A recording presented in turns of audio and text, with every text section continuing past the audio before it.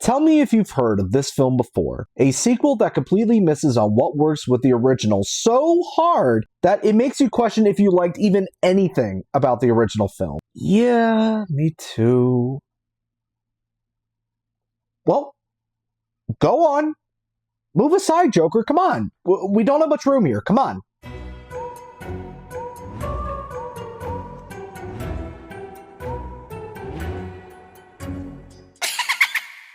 Hi, welcome to Film Stash. My name is Douglas Campbell. And yeah, it's no shocker, I particularly did not care for Black Phone 2. That's right, nothing clever, we're just diving right into this thing. The first film, although I had no expectations for it, I thought, was a decent little horror film. This film was completely unnecessary, boring, bloated, completely jumps horror genres, and over-explains everything. Jesus. Yeah, I really don't have much positive to say about this thing, so before we fully dive into things, don't forget to like, share, and subscribe. Any help that you can give my channel, I would greatly appreciate it. If you're already subscribed to me, thank you so much. Negatives. So my issues with this thing, it mainly stems from the story, or generally like what they do with this story with these characters 4 years later. The first film, at its core, with the horror elements, it's a coming-of-age story between brother and sister, Finney and Gwen, played excellently by Mason Thames and Madeleine McGraw. I didn't mention this a whole lot last week, but I'll definitely mention it right here.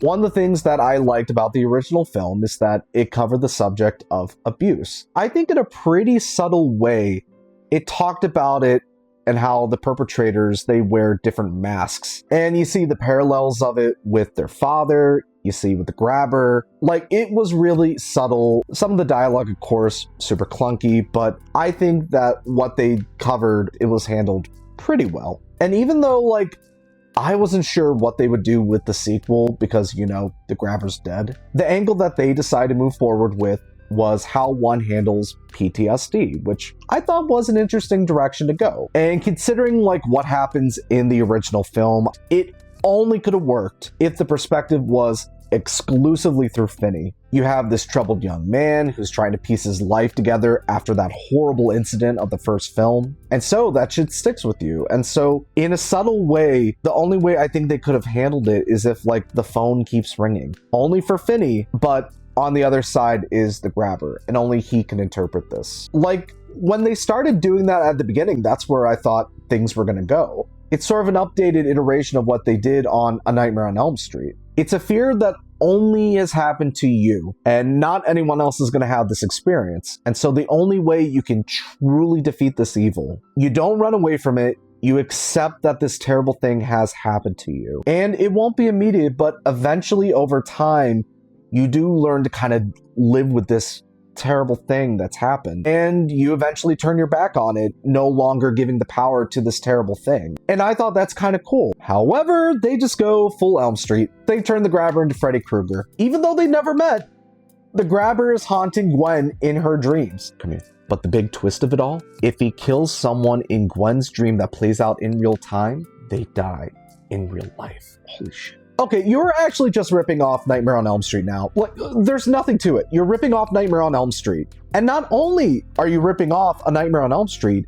you're ripping off aspects of the Friday the 13th series too. You have a child murderer who hunts his victims at a camp near a lake who is hideously deformed. After our heroes find the victims and they're allowed to cross over to the other side, they fight back against the slasher and grab him and pull him down to his final resting place, which so happens to be at the bottom of a goddamn lake. Holy shit, you did nothing new. You just took iconography from other way more successful horror franchises and just did nothing new with it. But you know what? I'm okay with it. I'm okay with rehashing gore and carnage candy, as some YouTubers would say, just as long as we get to these ideas at a pretty decent rate and it's awesome and it serves these characters well. I used to work for a college newspaper, shout out to the Jam Bar, and one of the things that I learned is don't bury the lead. That just means you keep things interesting, that way you don't lose your audience. And a thing that's super frustrating about it, besides ripping off like Freddy and Jason here, you don't see Timu Freddy until at least a little over halfway through the film. You don't get much carnage there either. But you know what? that's okay. Because as long as I like the characters, everything should be okay, right? Look, while I still like these actors, and I think that they both do a great job, if you watch these characters across both films, outside of the horror plot, you don't really get to see much of these characters outside of the main plot. So when the second film tries to give them character development, to me, it just felt a little shallow. And the dialogue certainly didn't help. The dialogue was like cringy as hell, which is a shame because I feel like the PTSD angle would have been great. And Mason Thames can certainly sell it. And most of the time, like, it's just Gwen sleepwalking and her brother freaking out and following her when she's sleepwalking. I had a hard time remembering Gwen's name from the first film. I remembered it after this movie because he shouts it so many times. They buried the lead! It's ridiculous! And so because the characters themselves are not engaging, because you don't really get much of the fun gore that you might hopefully get with these movies sometimes, it just moves at a snail's pace, and it bored me. And the subtlety of the first film, it's gone. Part of Gwen's personal arc for the first film, it involved her father trying to keep her down because he ultimately was scared that Gwen's powers would end up making Gwen hurt herself like her mother did. It was handled pretty effectively. There were scenes that made me uncomfortable, but it was handled pretty well, and I feel like it did not need to be dug into that much deeper. But do you want to know the twist of this movie that did not need to happen? The twist of the film is that the mother, while she was alive, she accidentally tracked the grabber, and the grabber got her, killed her, and made the world think that she committed suicide. You not only rip off Freddy and Jason, you not only make the movie boring, but you also over-explain something that did not need to be explained. You suck, movie! What made the first film cool was that the creeper was, like, scary because he just did this shit to random kids. But because now, like, he abducted Finney, there's a little part of you in the back of the mind that sort of retcons everything to think maybe he did this intentionally because he knew that they were related to one of his victims. That's dumb. It makes it less interesting. With the money that it made opening weekend, I'm sure we're gonna see Timu Freddy pop out of that lake for another Dream sequel. Most likely not even by Ethan Hawke. Tell me if any of you guys who have seen the movie felt this way. I am so convinced that Ethan Hawke hardly did anything with this movie. The character is like covered in so much prosthetic, like, decay makeup now. They probably brought him in for like a day to do voiceover, and they got somebody else to do that shit. Positives. So I want to end things on a bit of a positive note because I don't want this whole review to be negative. It's not my style sometimes. The one thing I kept thinking consistently throughout this film, because they set the film at a Christian summer camp, this camp setting,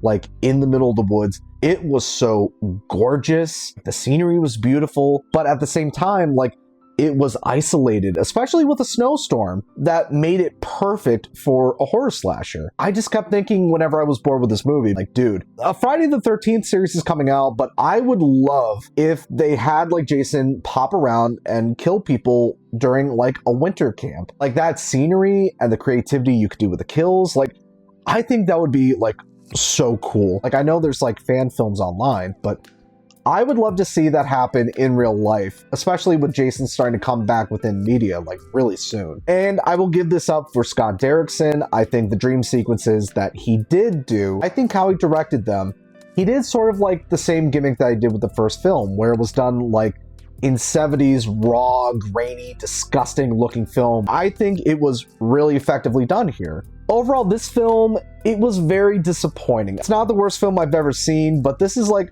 a horror franchise I don't even know if, like, I'm gonna revisit as much now. I feel like I would give it maybe a 4.5 out of 10. I really would just skip out on this. Well, that's all the time we have for today here on Film Stash. My name is Douglas Campbell, and if you excuse me, I'm gonna add to the stash.